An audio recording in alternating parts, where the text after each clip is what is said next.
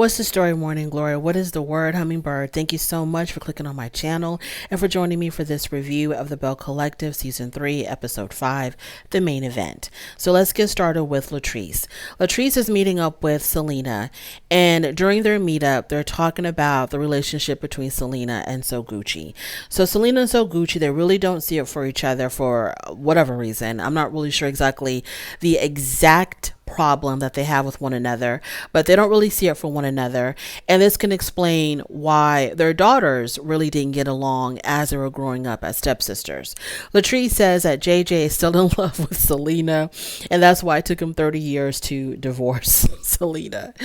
Oh my goodness. So basically, maybe that's the reason. Maybe So Gucci gets these feelings that maybe her husband is still having feelings for his ex-wife. I don't know what's going on here, but we'll get to that later. Moving on from there, we have Letitia.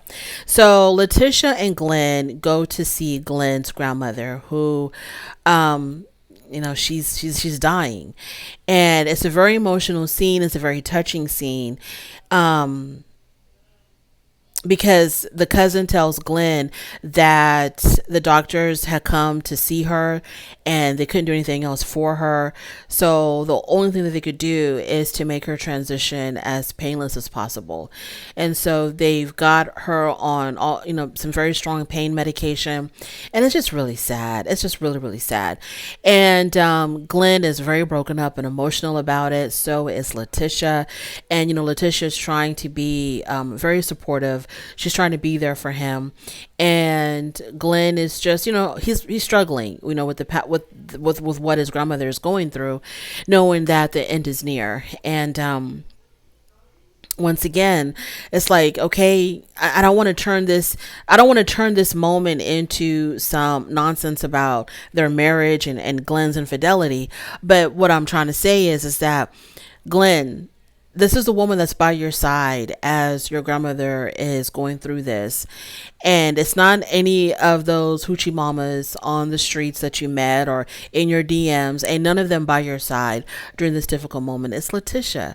So why in the world would you disrespect this woman when this is the one that is by your side when things get really, really, really tough? He even breaks down and he cries in Letitia's arms, and she's, she's a very strong woman to endure all that she's endured with Glenn and to still be there for this man in his time of need. That says a lot about her character. Moving on from there, Letitia, she goes over to see Marie. So they have a conversation about their cheating husbands and ex-husband. And as Marie is sharing stories with Letitia about, the things that were going on in her marriage, Letitia gets emotional, I guess, because she's thinking about the things that are going on in her marriage. And so after that, Letitia tells Marie that she has actually set her up on a blind date.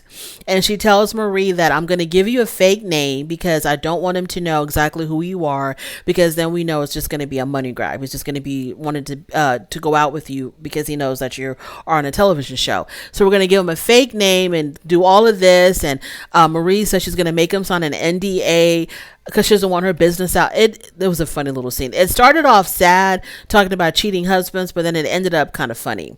And then from there we have Latrice. So she's given a tour of the building that she purchased. I'm thinking to myself, this is the building that you purchased? Because the way that they made it sound, the way they talked to her and So Gucci, their friendship ended over this damn building. They just were going at each other's throats over this building. I was expecting Trump Tower. Okay, this was basically a dilapidated old building that Latrice is going to have to renovate. So she's giving one of her friends a tour of the building and talking about how she's going to be tearing down walls and redecorating and how the vision that she has for this building. And then she's talking about how Glenn wanted to be super duper involved, but she didn't want him to be involved. She wants to do the whole renovation completely alone because she bought the building herself. So she wants to renovate it herself. And she doesn't want any of Glenn's input. Not Glenn, Cliff. She doesn't want any of Cliff's input in the renovation of this building. So as she's talking about her husband Cliff, he just materializes out of nowhere like a damn spirit. He comes through the door and he's like, I heard y'all talking about me. And so, the friend says, yeah, we were talking about you. We were just saying how, Latrice wants to do all the renovations completely by herself. And that's fine. Okay. Latrice, if you feel like you're going to be able to keep a good tight grip on these scamming contractors, that's fine. But what I would do, I would use Cliff for his expertise, and of course him being a man. And I hate to sound, very archaic here, but it is what it is. I feel like a contractor will less likely probably take advantage of a man than he would a woman. And so I would use Cliff to deal with the contractors to make sure he stays on top of them so that I'm not being scammed out of my money and that this 6-month project doesn't turn into a 3-year project. So I would definitely have used Cliff for that. To get this project on and popping. But Latrice says she's going to handle it completely by herself. Be really careful, Latrice, with these contractors. Moving on from there, Letitia.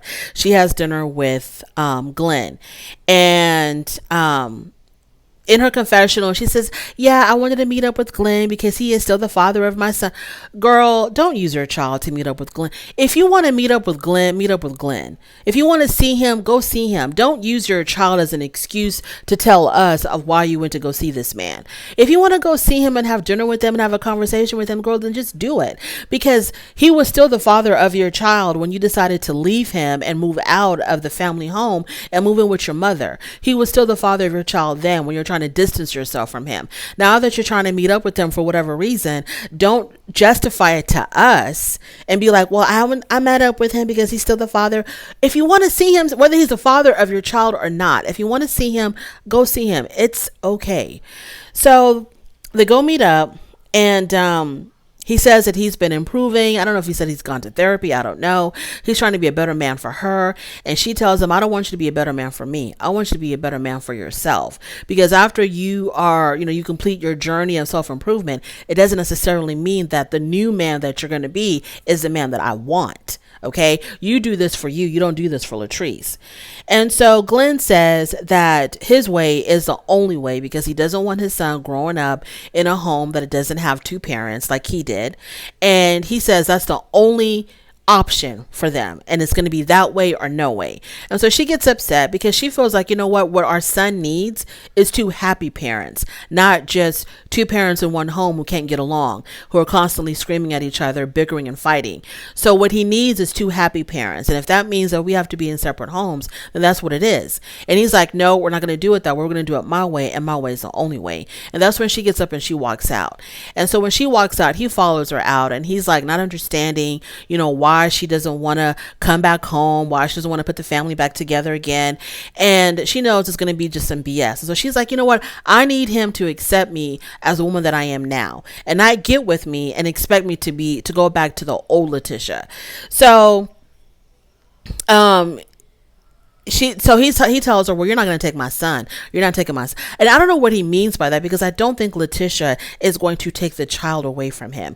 I think if anything, they're going to have split custody. Okay. I think it's just more so of Glenn wanting to control Letitia, like the way he used to control Letitia. Ever since I began reviewing this show, I've always said Glenn wants Letitia as his wife. He wants a wife. He wants to come home to a wife who has cooked and cleaned and ironed out his clothes and done all of that, taking care of the child. He wants that, but he also wants to have one foot in the streets or one foot in the DMs, but he also wants to have a wife at home. That's his anchor. Letitia is a good woman to him, and he wants that, but he can't resist the temptation that's out there. Anyways, moving on. Marie. Lord have mercy. So she goes on this blind date that Letitia had fixed her up with. It was just a fiasco. This guy is not Marie's type. Marie said that she wants a sophisticated, accomplished businessman. That is what she wants.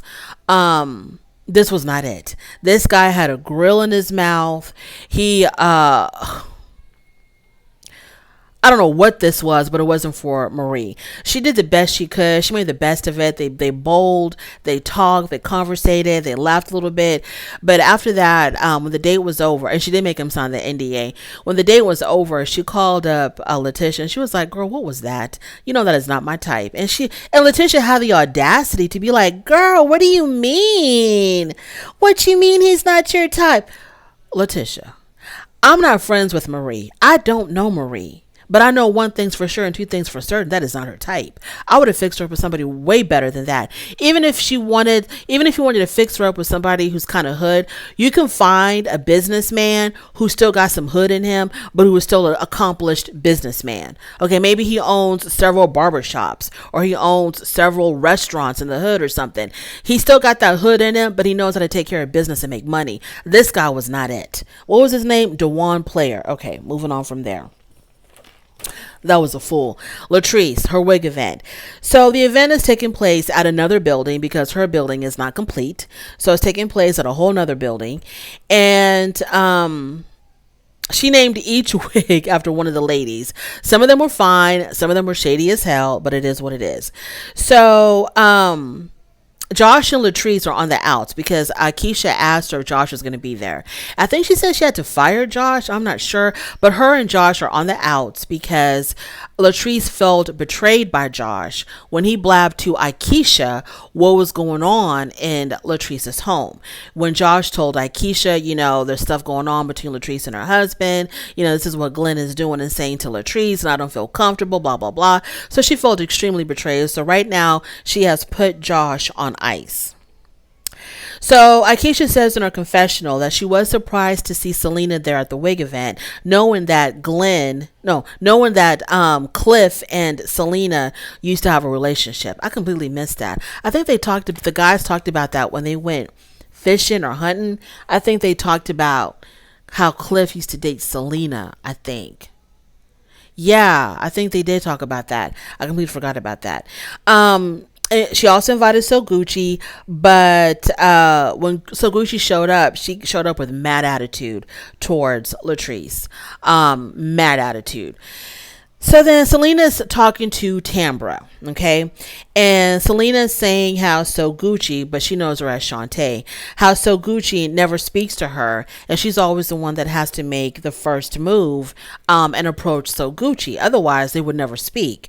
And so Selena asked Sanjay, her daughter, if her stepmother, Gucci, spoke to her. And Sanjay said, well, she didn't speak to me. I greeted her. I walked up to her and I spoke to her first.